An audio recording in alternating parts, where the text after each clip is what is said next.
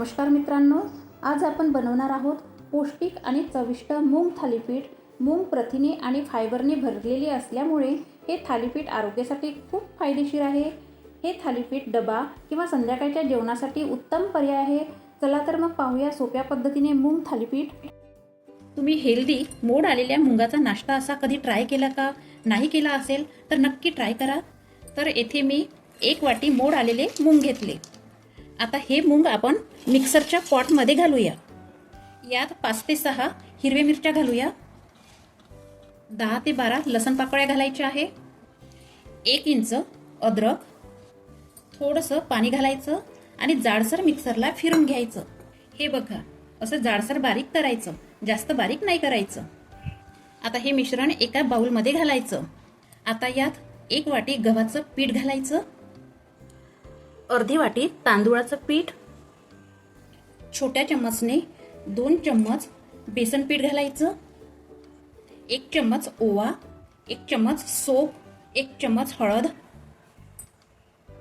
2 चम्मच लाल तिखट, 1 चम्मच धनेपूड, 1 चम्मच जिरा, चवीपुरतं मीठ, थोडीशी कोथिंबीर, 1 चम्मच कस्तुरी मेथी, बारीक चिरलेला 1 कांदा।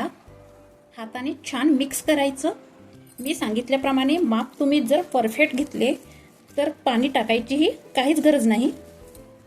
माप मात्र परफेक्ट घ्यायचे। 1 वाटी गव्हाचं पीठ, अर्धी वाटी तांदूळाचं पीठ आणि 2 चम्मच छोट्या चम्मचने बेसन पीठ।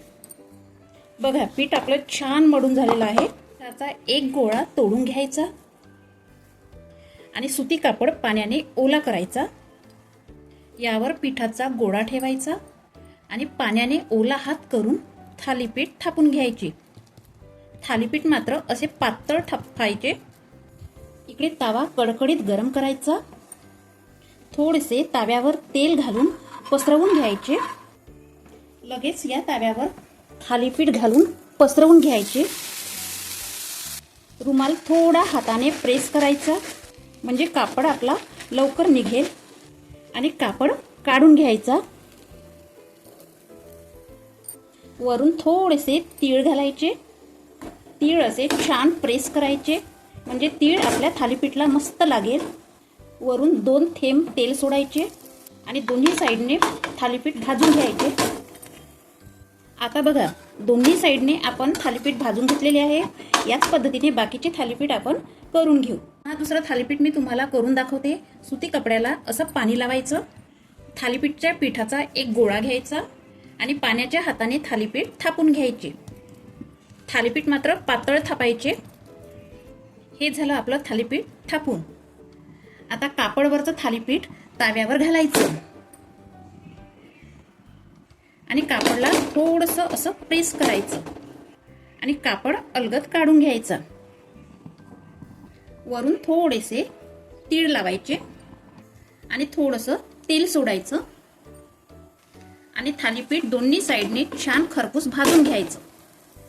आपल्या थालीपीठला कलर तर बघा किती मस्त सुरेख आलेला आहे। आता दोन्ही साईडने छान खरपूस भाजून झाला की काढून घ्यायचं। आता बघा, सगळे थालीपीठ करून तयार झाले आहे।